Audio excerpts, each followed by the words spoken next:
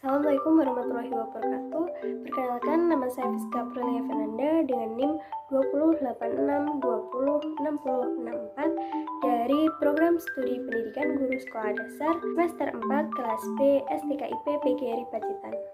Tujuan saya membuat video ini yakni untuk memenuhi tugas akhir mata kuliah pembelajaran PKNSD yang diampu oleh Bapak Ferry Aristia MPD. Pada kesempatan kali ini, saya akan memaparkan atau menjelaskan materi yang diajarkan di kelas 3 pada tema 1 subtema 1 yang berjudul Mengenal Simbol dan Makna Sila Pancasila. Langsung saja kita masuk pada pemaparan materinya. Garuda Pancasila adalah lambang negara Indonesia, di mana setiap bagian dari Garuda Pancasila mempunyai makna. Misalnya, helai bulu sayap berjumlah 17, artinya adalah tanggal kemerdekaan Indonesia. Helai bulu pada ekor berjumlah 8, artinya adalah bulan kemerdekaan Indonesia. Helai bulu pangkal ekor berjumlah 19 dan helai bulu pada leher berjumlah 45, menandakan tahun kemerdekaan Indonesia. Pada bagian kaki, Garuda mencerkam pita yang bertuliskan Bhinneka Tunggal Ika yang berarti berbeda-beda tetapi tetap satu jua.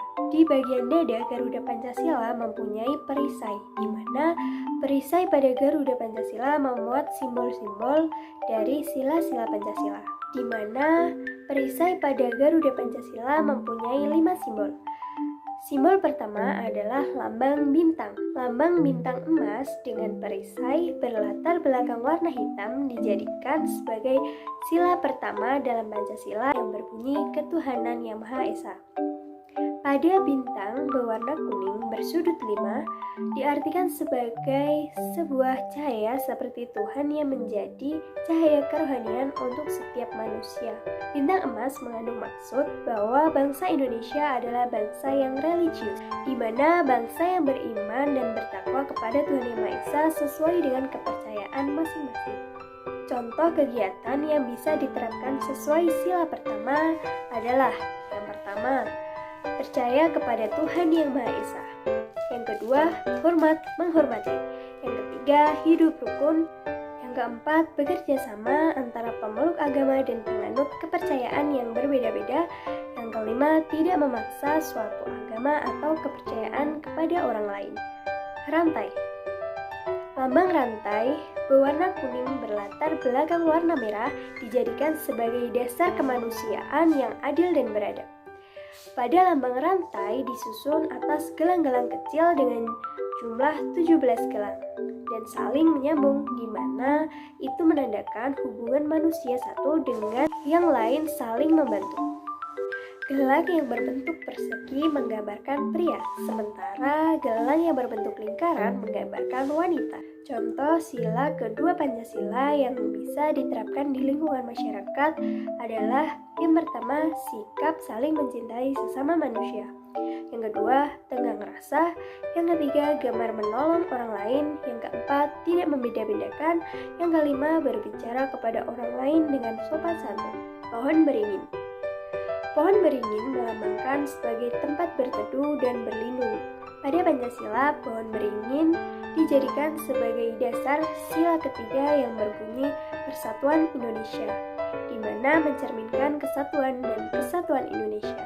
Pohon beringin merupakan sebuah pohon di Indonesia yang memiliki akar tunjang. Sebuah akar tunggal panjang yang menunjang pohon yang besar ini tumbuh sangat dalam ke dalam tanah. Pohon beringin memiliki banyak akar yang menggelantung dari ranting-rantingnya. Contoh sila ketiga Pancasila dalam lingkungan masyarakat adalah: yang pertama, rela berkorban. Yang kedua, cinta tanah air.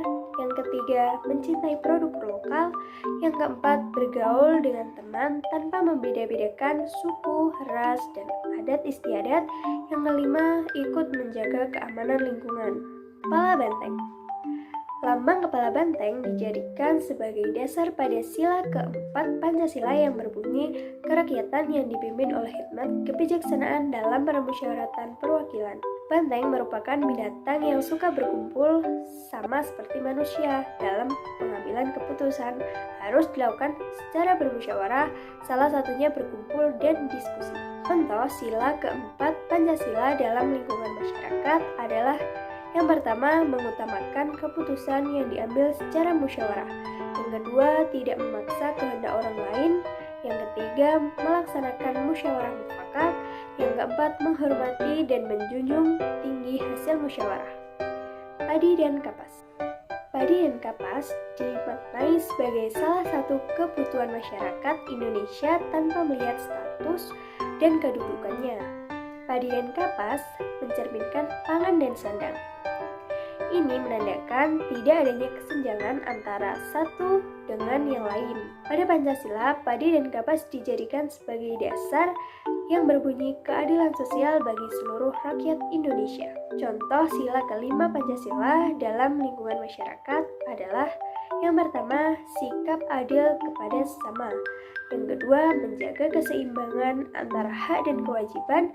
Yang ketiga, menghormati hak-hak orang lain. Dan yang keempat, ikut serta dalam kegiatan gotong royong. Nah, untuk memperkuat pemahaman kita mengenai makna dan simbol Pancasila, sekarang kalian coba mengerjakan soal evaluasi yang telah saya sediakan.